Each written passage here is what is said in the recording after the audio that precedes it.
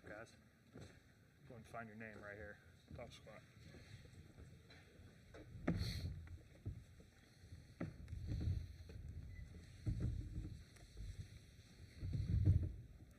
All right, everyone. We have Chance McMillan, JT Toppin, and Darian Williams here.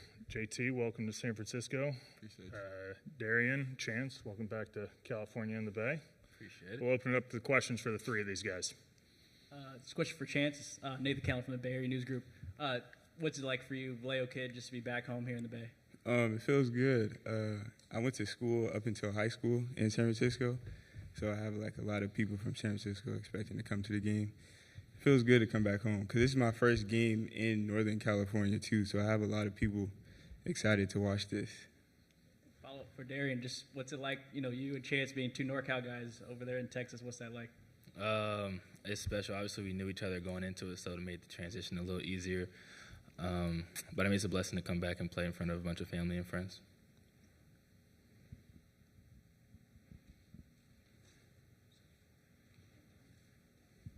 Yeah, Chance, Steve Croner from the San Francisco Chronicle. First, you said you grew up in the city.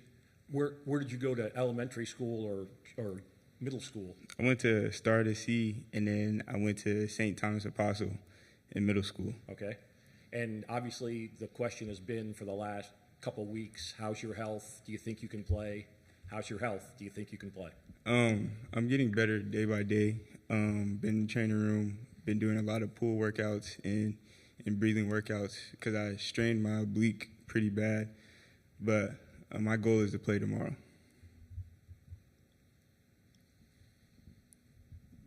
Hi, Chance. Chris Alvarez from ABC7 here in the Bay Area. I'm curious how much you're in the home of the Warriors, how much Warriors you watched growing up, and maybe your fandom for Steph Curry. I'm definitely a Warriors fan. And what's funny, me and Darian came here this past Christmas to watch that game. So I'm going exactly where I sat at last game to go sit there.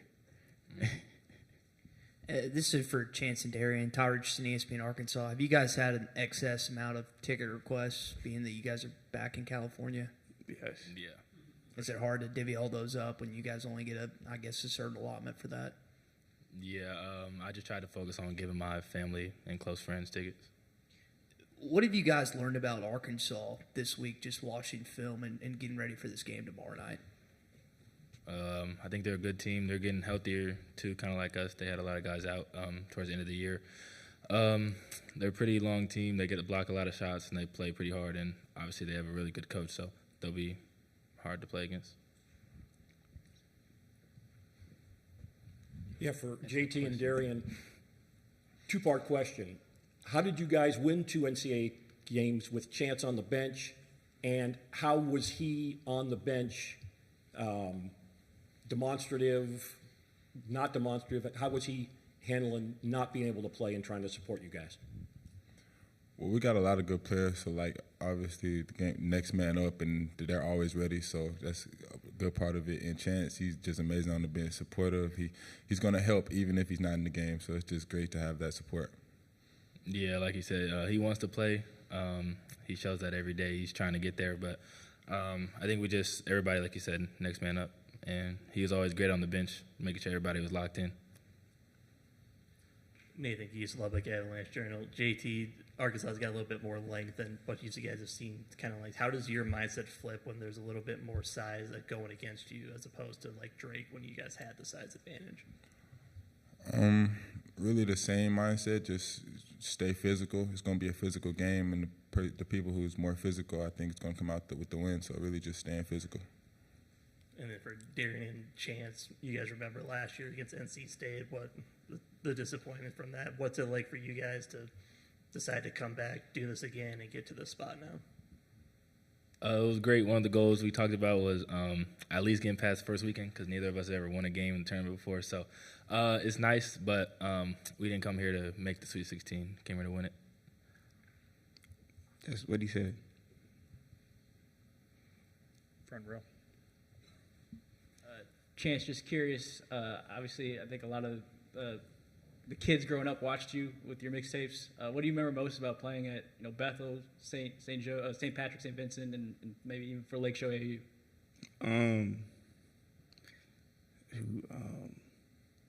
I would just say I feel like right now I'm another role model how I was or how like Trevor Dunbar and like Jabari Bird was for me. So I feel like I'm just carrying on that role model status for the younger generation right now, especially Lake Show and all those kids. So I'm that person that they can look up to.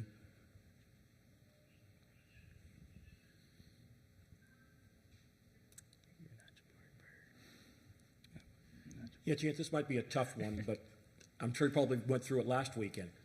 I know you want to play, but I also know you don't want to jeopardize yourself or put your teammates in a bad spot if you're not healthy enough to play. How do you make that decision? I'm sure with the doctors, but what goes into making it? Can I do it or not? That's a good question, but really it's just a question I ask myself. Trusting God, and then just go from there. But I'm really just taking it one step at a time, making sure I'm right mentally and physically. Pete Christie, KCBD in Lubbock. Can you just, after looking at film, what are your biggest concerns from what you see in Arkansas and as you get ready for tomorrow's game? As we watch film, we've seen the guards have a good dribble pull-up, and they're downhill guards. They like to shoot shots off the dribble, so that's been an important focus for us. Yeah, just guarding the ball and rebounding and being more physical than them because obviously they're a little bit taller and longer than us. So just being able to guard the ball, I think, is the biggest thing. Further questions from the room? Yeah, it's Christian Babcock with the Bay Area News Group. JT, I'm curious, some of the other teams we're talking about trying in and out have Chance and Darian put you on in and out. Is there anything you've done in the Bay Area that's been especially cool?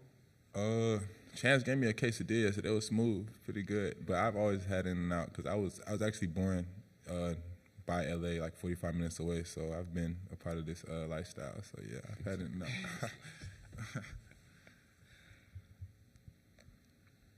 Okay, no further questions from the room. We've got one question on Zoom from Sean Dillon with Alpha Media. Sean, go ahead.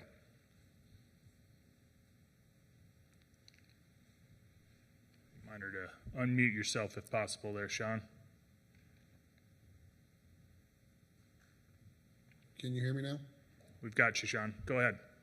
Chance, how has this team mindset changed from the beginning of the season to today, and why are the Red Raiders a dangerous team? Our mindset didn't change at all from the start of the season. As we were going throughout the season, like we realized like we were a pretty tough team, and everyone on our team can hoop, and it's just a matter of who is going to step up on that given night. And what was the second part of your question? I'm sorry. Why are the Red Raiders a dangerous team? We're a dangerous team because we have all the pieces. We can shoot, we can play inside, and we're unselfish. That's what really makes us dangerous. We're unselfish. Okay, guys. Thank you for your time. Thank you. Everyone will be joined by Texas Tech head coach Grant McCasland here momentarily. Thanks, guys.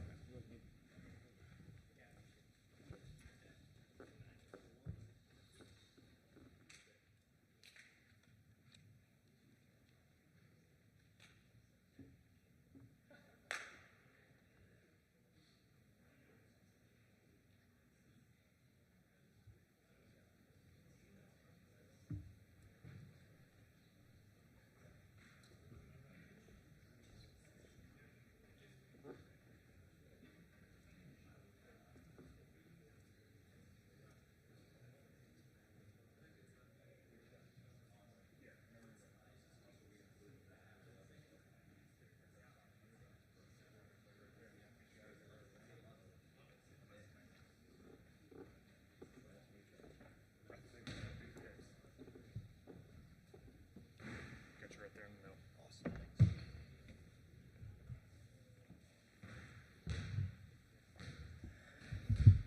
All right, everyone. We have Texas Tech head coach Grant McCasland here with us. Coach, welcome to San Francisco. And we'll open it up with a statement from Coach, followed by questions.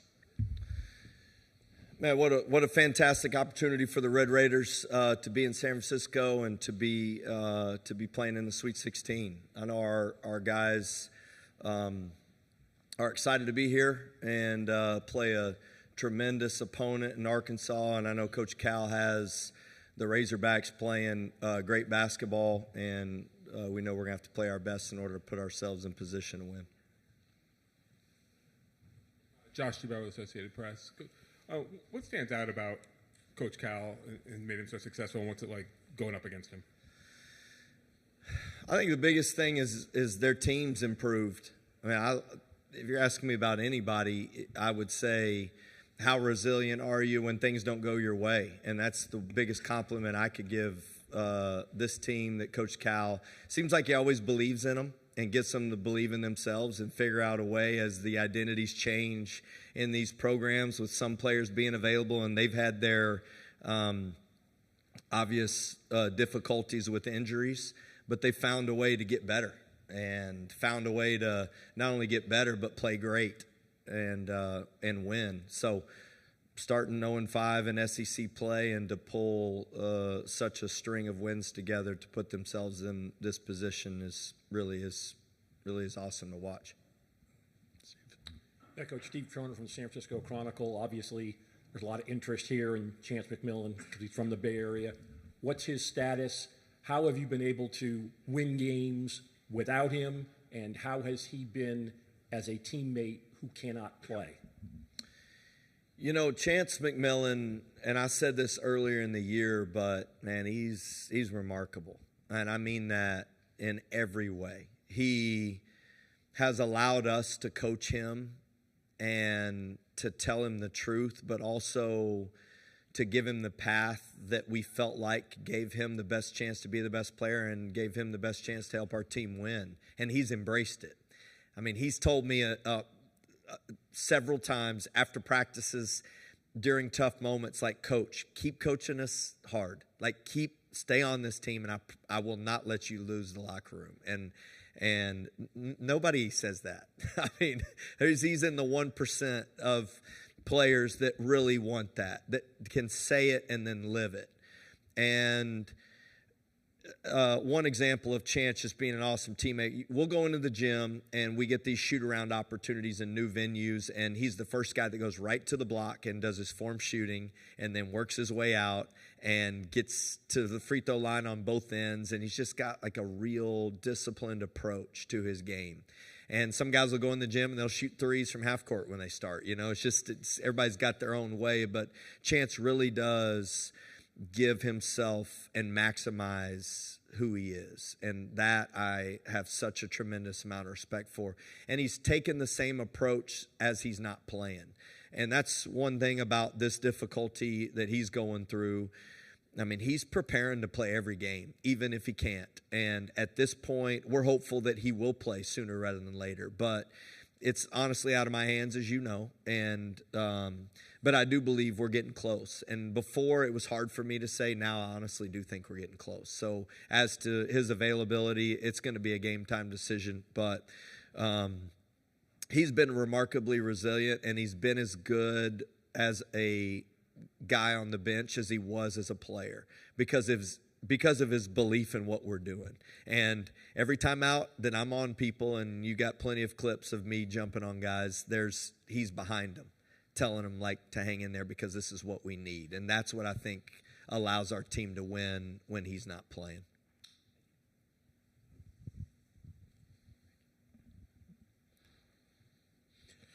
Jackson Fuller, Southwest Times Record. Coach, you talked about Arkansas's turnaround. I'm curious, when preparing for them, do you go back and watch the film from maybe when they were in that 0-5 start just to see things that they struggled with, or are they such a different team now that you have to throw that away and focus on maybe the recent weeks?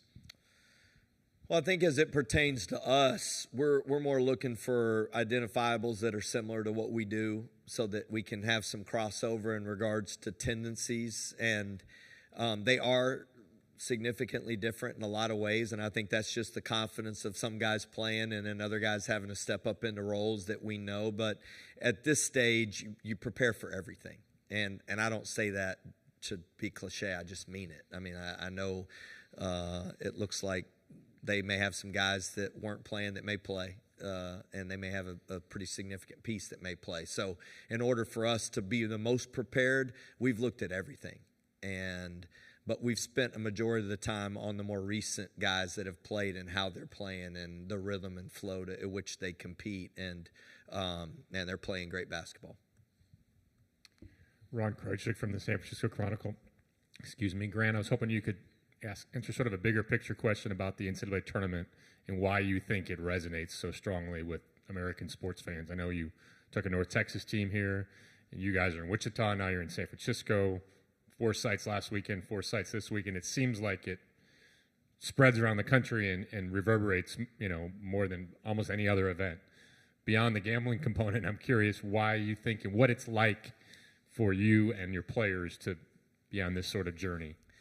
Well, I mean, how many times do you have a bracket, if you will, that a 3-year-old can pick what's next? I mean, like, that's what makes this awesome is there's so many different ways to cross over picking a bracket, whether it be colors or mascots and I think that first round interest, and as it rolls into the tournament, you can see there's more identifiable teams that people across America want to see them compete against each other. And the one and done component that football's finally figuring it out and that basketball's had figured out for a long time, I think is the most beautiful part of tournament and competition that people love to pick and to see how it will turn out. And it feels like sometimes in the early rounds, the less experience you have, the better you do. And it's changing, though. College athletics is changing, and that's changing, too. So I'll be interested to see how it is moving forward. But what a great game, first and foremost. And secondly, there's nothing like a tournament where you have this many teams competing at one time for a national championship. There's nothing like it. Pete Christie from KCBD in Lubbock. Coach, JT Toppin was kind of quiet in the first game against North Carolina Wilmington and really showed why he is the Big 12 player against Drake. Can you just talk about how important he is to this team? Yeah, I've said this several times. We had our first few practices with JT and Darian Williams and Chance McMillan being the leaders with Kerwin Walton of returners on our team that we really put a lot of faith in. And Darian Williams being an all-conference player that returned, JT jumped over the top of him in our first workout, grabbed the ball, and then dunked it. And he turned around and looked at me, and I looked at him like, yeah, it's gonna be a good fit. And then we played St. Joe's in a tournament at Barclays earlier this year, and JT played really well, but we lost the game. And in the locker room, there was no one more upset than JT Toppin. And I will tell you that combination of his talent, but also his love to win and his competitiveness, our team is really believed in. And I think moving forward, specifically in the NCAA tournament, JT's unselfishness and his ability to pass, I think, is his most underrated attribute for our program and our team. He just does not force difficult shots when he probably could, and sometimes he should, but he just really does care about his teammates, and he's always making the right play. And, man, his competitiveness, his talent are two really important things, but I think his ability to pass and make the right play is what separates him. Hey, Coach McCaslin, Rocco Miller here, Bracketeer.org. Great to finally see you in person. You too, man. I want to give you a quick opportunity to react to the news of your protege, Ross Hodge, the new head coach at West Virginia. Obviously, your feelings about it, and then him also joining the Big 12. Well, as much as I love him now, he's the biggest pain in my butt. So, Ross Hodge is like a brother. And just take basketball out of it. He's just one of my best friends. And I just love him because I think a lot of people want to be in college athletics because of these opportunities, playing in the Sweet 16 and what people think is really important. But Ross Hodge is a guy that loves his wife. He loves his daughter and his son. And he loves the guys that he gets to be around every day. And I just respect him because I believe that he cares about the right things.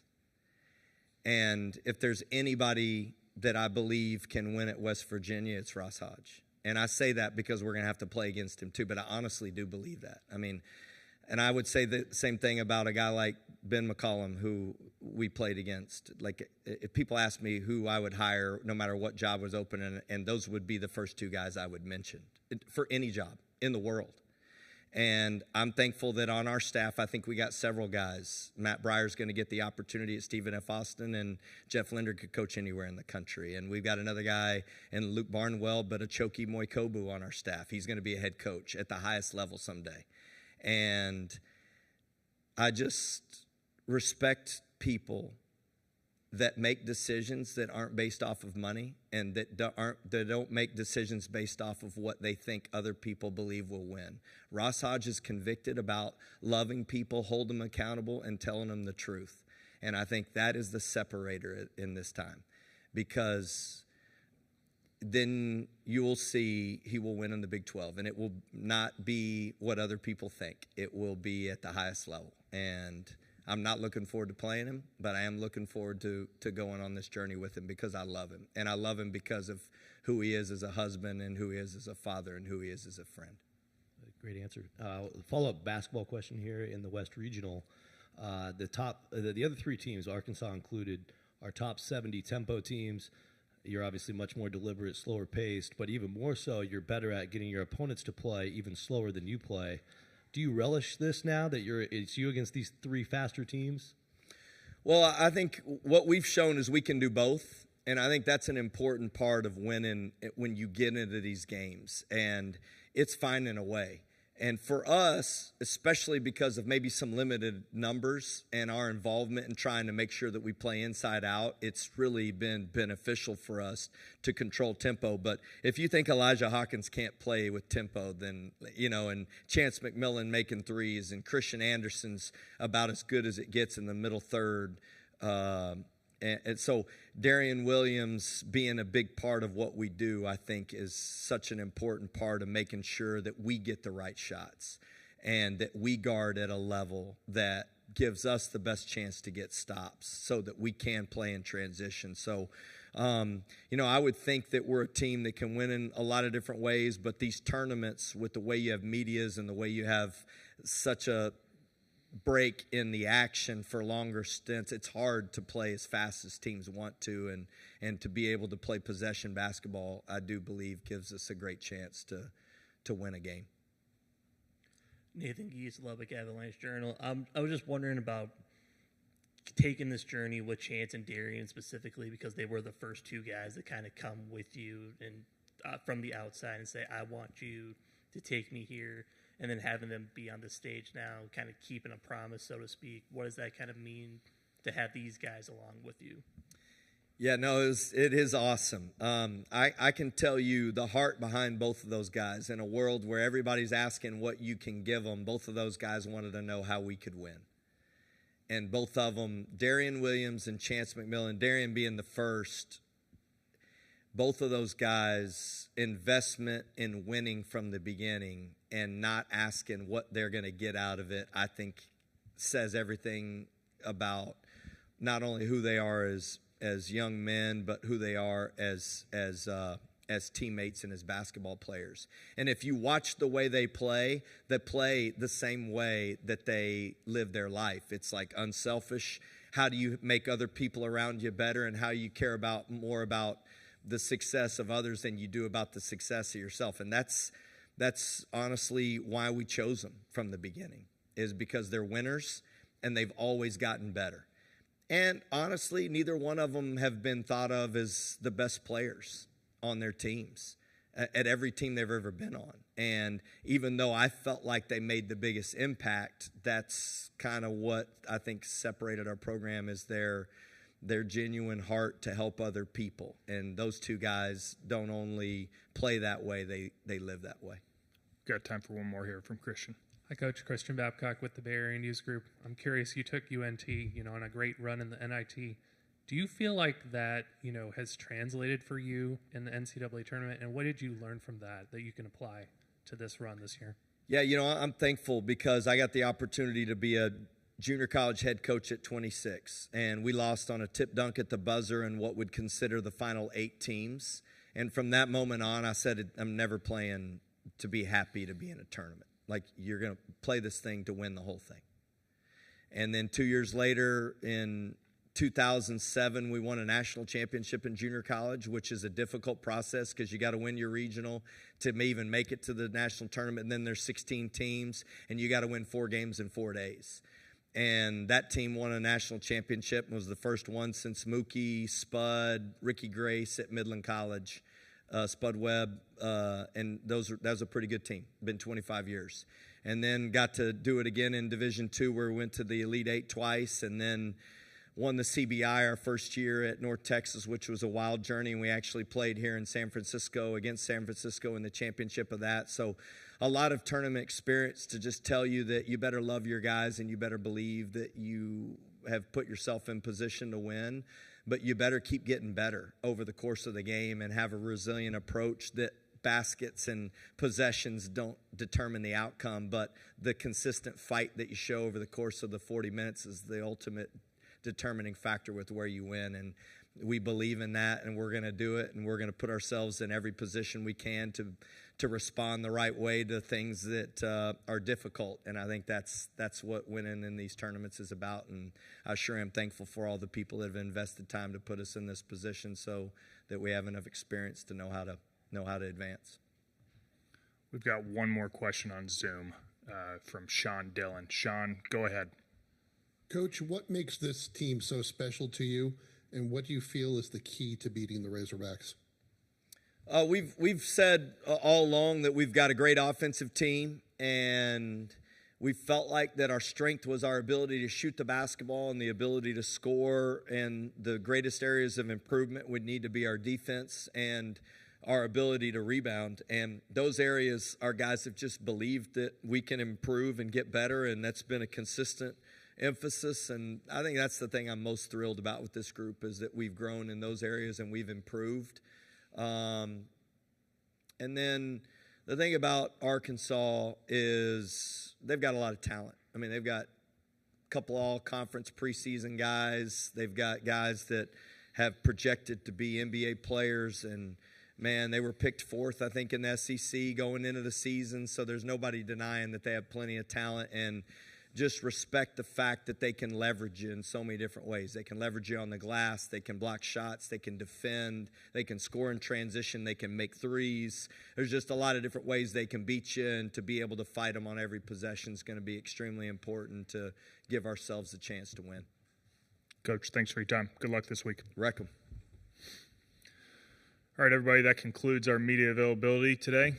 Thanks for being here, and we will see you tomorrow.